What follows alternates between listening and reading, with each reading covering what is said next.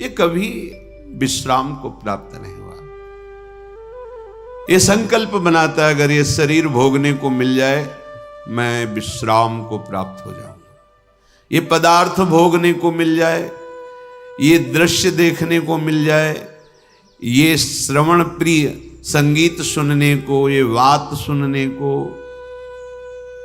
इंद्रियों के सहित मन शब्द स्पर्श रूप रस गंध, और चाहता है विश्राम।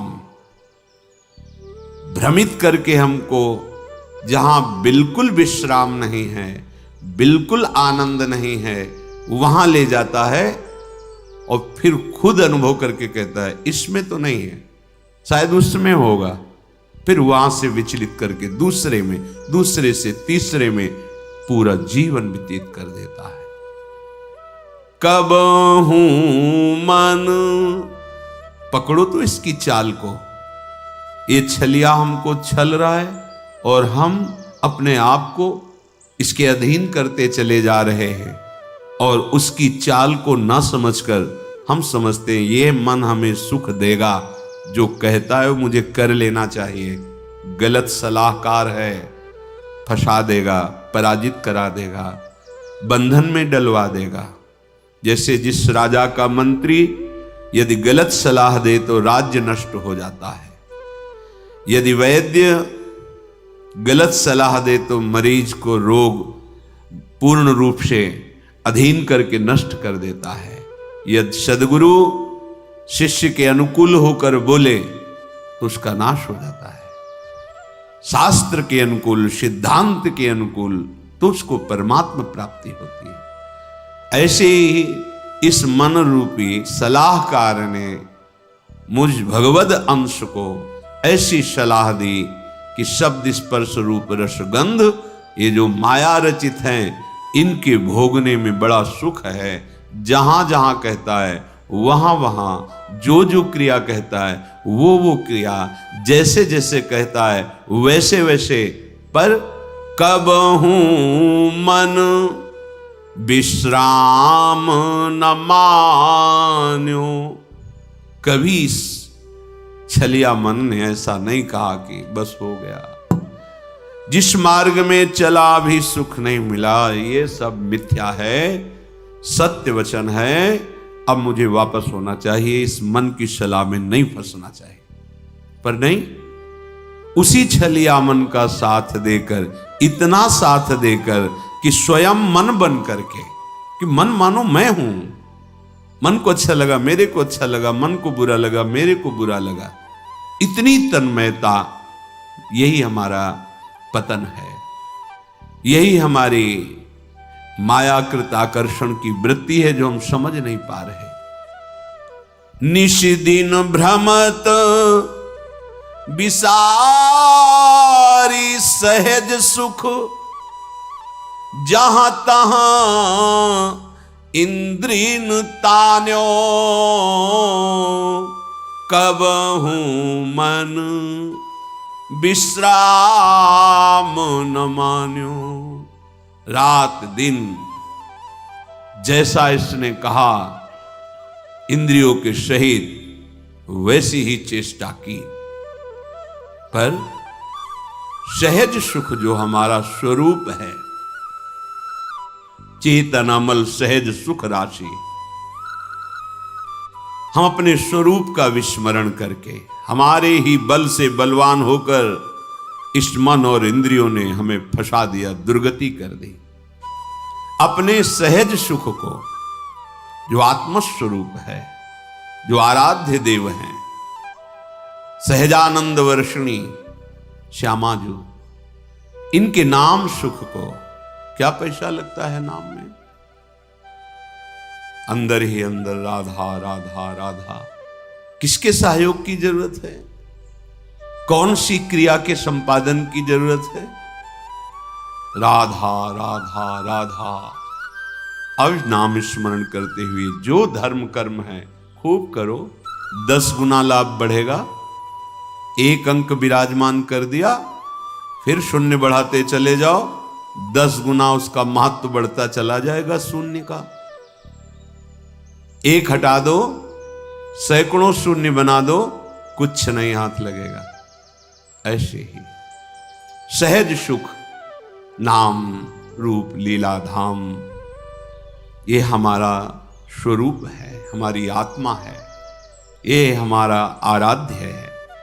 भूल गए इसे। सहज सुख को भूल करके इंद्रिय और मन के द्वारा हम ठगे जा रहे हैं रात दिन, अपने को बड़े बुद्धिमान समझ रहे हैं।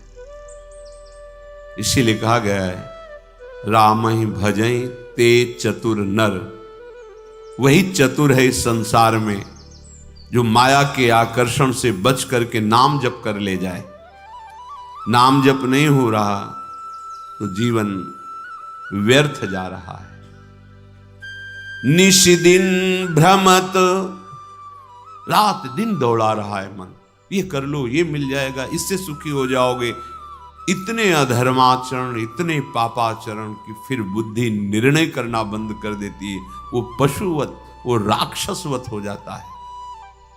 आंख खोल के देख लो, भगवद विमुख कैसा अंतःकरण निश्चय करता है, कैसा मनन करता है, कैसा चिंतन करता है। निंदनीय से निंदनीय कृत्य करने में उसको कोई संकोच, कोई लज्जा, कोई भय नहीं लगता। दुर्दशा यही है, जीते जी दुर्दशा यही है। आप अपने बल को भूल करके इनके अधीन हो गए। अब ये जो चाहे करवा रहे हैं। हम कहते हैं हमारे में तो सामर्थ्य नहीं, वो आपकी ही सामर्थ्य से हो रहा है, आप समझ नहीं पा रहे। भ्रमक, आप भ्रमित हो गए हैं। ऐसा लगता है मन बहुत बलवान, इंद्री बहुत बलवान, और आपके ही बल से वो बलवान है। निश दिन भ्रमत विसारी सहज सुख, जहां तहां इंद्रीन तान्यो। खींच रही इंद्रिया। श्री प्रहलाद जी महाराज भगवान नृसिंह देव जी से कह रहे, हे नाथ, जैसे एक पुरुष की बहुत सी स्त्रियां हों और वो अपने अपने शयन गृह की तरफ उसे खींच रही हों, ऐसी दुर्दशा है। नेत्रेंद्रिय अपने सुख के लिए, श्रवणेंद्रिय अपने सुख के लिए, घ्राणेंद्रिय अपने सुख के लिए, रसेंद्रिय अपने सुख के लिए, त्वगेंद्रिय, जनेंद्रिय, सब। प्रभु बचा लो इस दुर्दशा से जीव को।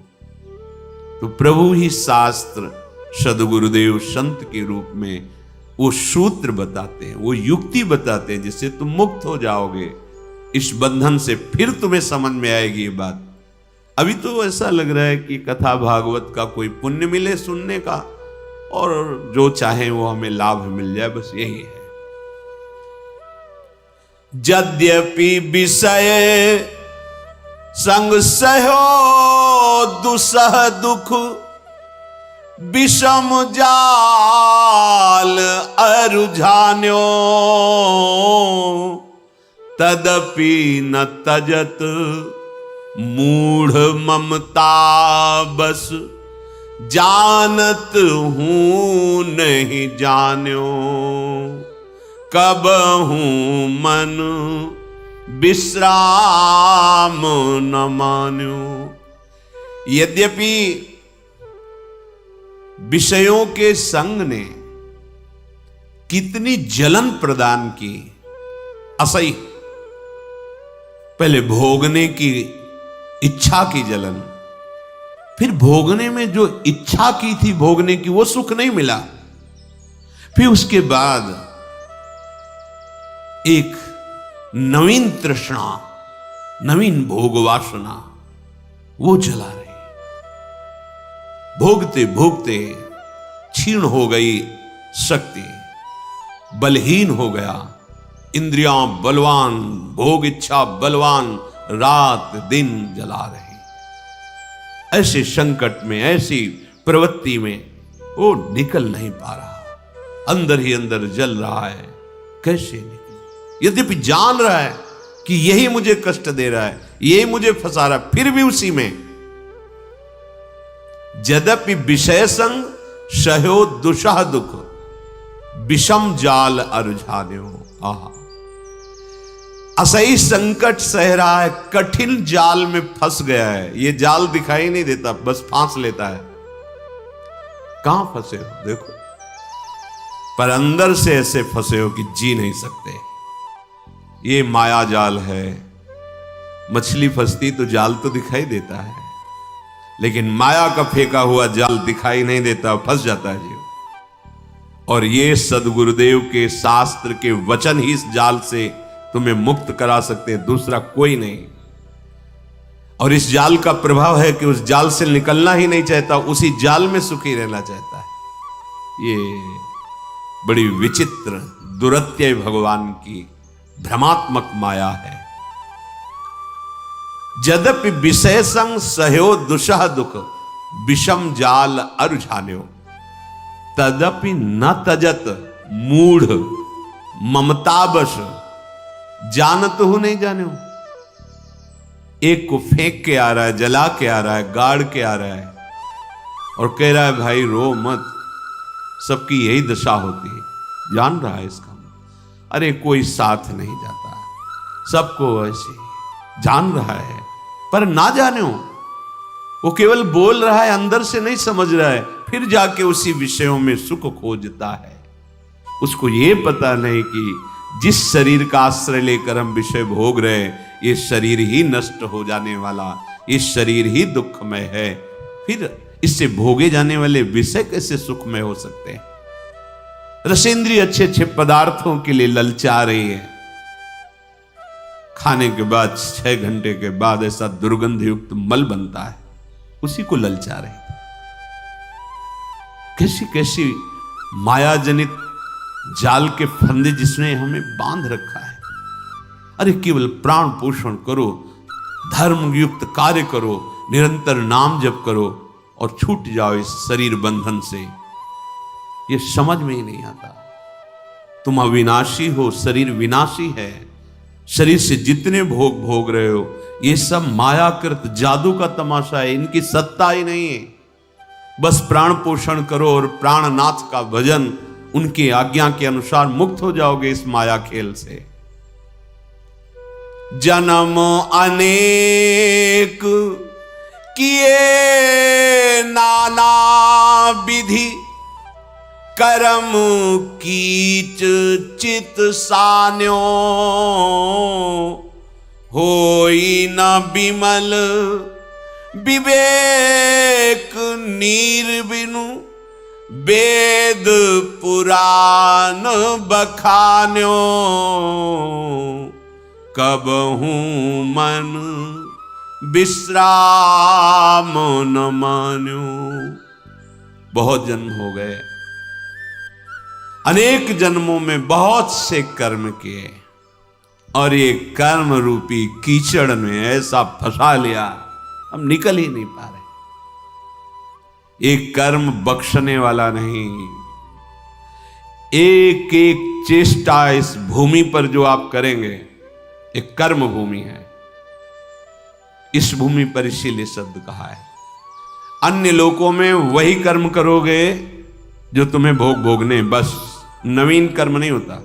देवलोक में नवीन कर्म नहीं होता कि आप नया अनुष्ठान कर्म कर, नहीं, अपने किए हुए अनुष्ठान का शुभ फल भोगो।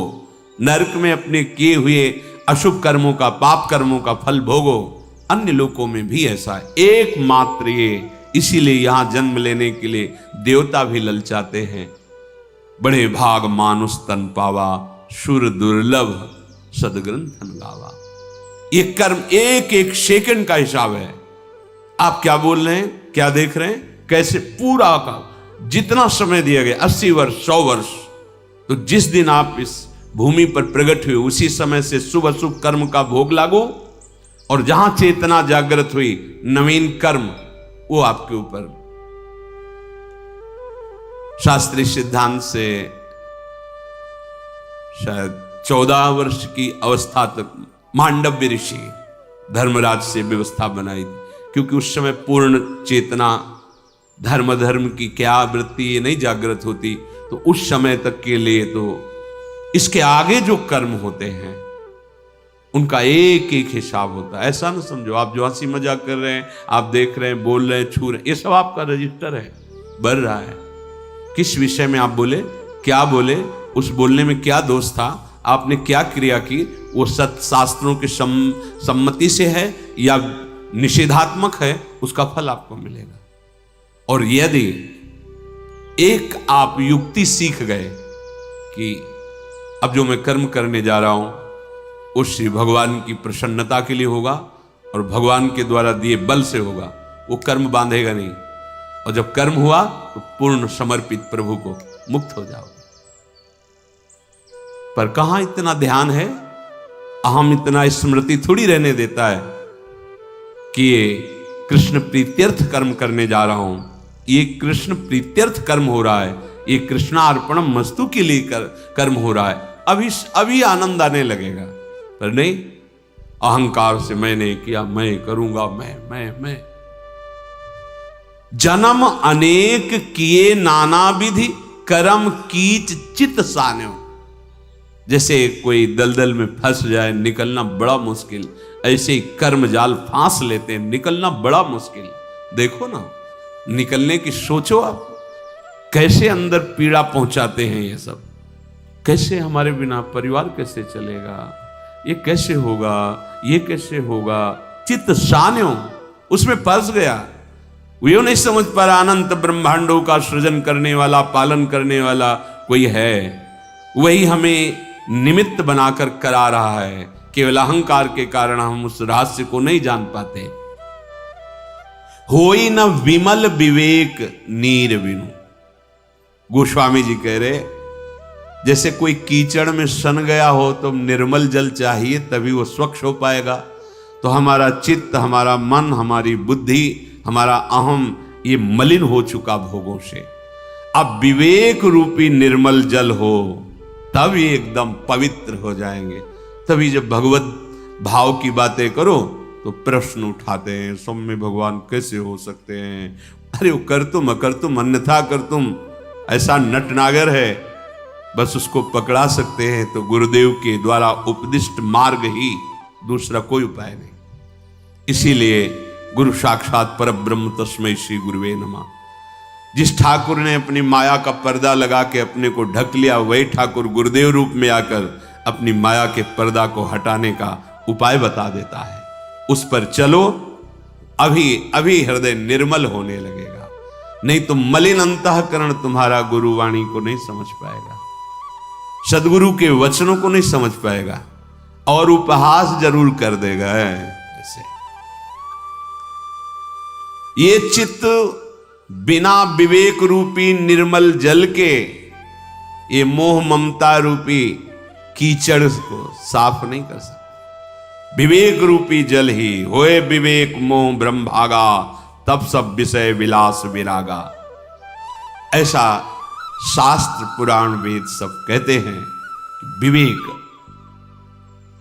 निज हित नाथ पिता गुरु हरिसो, हरसि हृदय नहीं आन्यो, तुलसीदास कब तृषा जाए, सरखन तहि जन्म सिरान्यो, कब हूँ मन विश्राम न मान्यो, कब हूँ मन विश्राम न मान्यो। जो हमारा परम हित करने वाले हैं, जो मेरे स्वामी हैं, नाथ। कौन? निज हित। हित जो हमारे स्वामी हैं, जो हमारे पिता हैं, जो हमारे गुरुदेव हैं, जो हमारे हरि हैं, कभी निष्कपट इनसे प्रेम नहीं किया, कभी हृदय खोलकर इनसे, हृदय खोल कर, बड़ा कपटी जीव है। अंतःकरण में तन्मयता के कारण ही भगवद अंश को जीव कहा गया है, देहाभिमानी को ही जीव कहा गया है। बड़ा कपट है। और प्रभु कह रहे मोहि कपट छल छिद्र न, और ये कपट ही करता है। गुरुदेव, हरि, स्वामी, ये सब उसी परम तत्व के पर्यायवाची शब्द हैं। वही एक है। भक्ति भक्त भगवंत गुरु चतुर नाम बपु एक। कहने को उसके बहुत से नाम हैं, वो है एक ही। अपना परम हित अपने स्वामी से होगा, अपने हरि से होगा, अपने गुरुदेव से होगा। जो गुरुदेव, जो हरि। देखो, संपूर्ण गीता जी, संपूर्ण वेद, ये जगत गुरु भगवान ने स्वयं गाया है, ये भगवान ने प्रकट किया है। जितने संत महात्मा सदगुरुजन हैं, सबके हृदय में जो बोल रहे हो भगवान ही बोल रहे हैं। अगर उन्होंने खेल रचा है तो खेल की सावधानियां जी, अगर इतनी चूक करोगे तो आउट हो जाओगे, परमार्थ मार्ग में चलने लायक नहीं रहोगे, तुम जीत नहीं पाओगे। अगर जीतना है तो ऐसे चलो, ऐसे तुम परास्त हो जाओगे। दोनों बात उन्हीं की है। अगर आप माया खेल में राजी हो तो उसके अलग इनाम है, और अगर आप भक्ति खेल में राजी हो तो उसके अलग, उन्हीं का खेल है। देख लो, वही आके अपनी माया जनित खेल के दुख वर्णन करते हैं, वही आके अपने भक्ति जनित खेल के प्रेम आनंद का वर्णन करते हैं। कैसा अद्भुत प्रेम, कैसा अद्भुत आनंद। ऐसे सदगुरुदेव जो हरि हैं, जो स्वामी हैं, जो पिता हैं, कभी हृदय खोलकर उनसे हृदय समर्पित करके बात, क्यों म्यों अनुकूलता प्रतिकूलता प्रपंच, अरे एक जगह तो ऐसी रखो जहां बिल्कुल खुले। सारा संसार कपट में खेल रहा है, एक जगह तो ऐसी रखो गुरुदेव के सामने। तुम चाहे दंड दो, चाहे आप दुलार करो, आपसे कपट नहीं, आपसे झूठ नहीं, आपसे छिपाव नहीं। स्वामी आप ही तो हमारे परम उद्धार के लिए ये रूप लेकर, अब आपसे क्या कपट करना, असमर्थ हूं, आपकी आज्ञा का इस तरह से उल्लंघन होता है, आप संभाल लीजिए प्रभु, मेरे में सामर्थ्य है, सब ठीक हो जाएगा। भगवान एक बात बड़े जोर से कह रहे, मोहि कपट छल छिद्र न भावा। ये हमारे हृदय में जो कपट का जाल है, ये हमें भगवत प्राप्ति नहीं होने दे रहा। निर्मलता यही कि जो हृदय में, वही वाणी में, वही चेष्टा में, कोई छुपाव नहीं। ये संतों का स्वभाव होता है, जो उनके हृदय में, वही वाणी में, वही उनके आचरण में मिलेगा। और ये छलिया जो असत मार्ग का पथिक है, बोल कुछ रहा है, अंदर में कुछ चाल चल रही, और आचरण कुछ और ही है। जिसका मन वचन कर्म एक हो, वो भगवान को प्रिय होता है, कपट नहीं। हम भगवत चर्चा भी करते तो कपट करके, इसीलिए उसका प्रभाव जागृत नहीं होता। नहीं तो मात्र भगवत लीला गायन से और श्रवण से भगवत प्राप्ति हो जाएगी, और कोई साधन हो ना हो। कितनों को हो गई है, बहुत ज्यादा इसी को स्वीकार करने से हुई है। जो भी परमार्थ की उत्तम गतियां हैं, इन्हीं दो से हुई। भगवत लीलाओं का गायन, भगवत लीलाओं का श्रवण उत्तम शरणागति को प्रदान कर देता। श्रवण सुजस सुनी आयो। कैसे शरणागति हुई? श्रवण सुजस सुनी आयो। पर क्यों नहीं होती? क्योंकि कपट है हमारे हृदय। चौथी भगत मम गुणगन करहि कपट तज गान। ये एक जगह तो ऐसी रख लो जहां निष्कपट भाव हो। मेरे गुरुदेव, मेरे प्रभु, जैसा हूं आपका हूं। आप ठुकराओ तो आपका हूं, आप पुचकारो तो आपका हूं, आप दंड दो तो आपका हूं, आप प्यार करो तो आपका हूं। आपके सिवा कोई और नहीं, कोई ठौर नहीं। हो गया काम। निज हित नाथ पिता गुरु हरि सो, हरसि हृदय नहीं आन्यो। तुलसीदास कब तृषा जाए, सरखन तहि जन्म सिरान्यो। कब हूँ मन विश्राम न मान्यो। यदि तुम कपट छोड़कर हृदय से गुरुदेव का आश्रय लो, उनके वचनों का पालन करो, तो क्या होगा? तुम्हारी प्यास बुझ जाएगी, दौड़ भाग मिट जाएगी। शांति से बैठ जाओ उनकी नाव में। वो खेवैया बहुत चतुर हैं। शांति से बैठना, भरोसा और नाम। नाव में बैठने का मतलब नाम। श्री हरिवंश प्रताप ये भरोसा, नाम नौका और निज खेवक। नाम जप करो, भरोसा दृढ़ प्रभु का रखो, तुम्हारी नाव भव समुद्र से तुम्हें पता भी नहीं चलेगा और पार हो जाओगे। श्री हरिवंश प्रताप, नाम नौका, निज खेवक, भव सागर सुख तरत, निकट हरिवंश जो सेवक।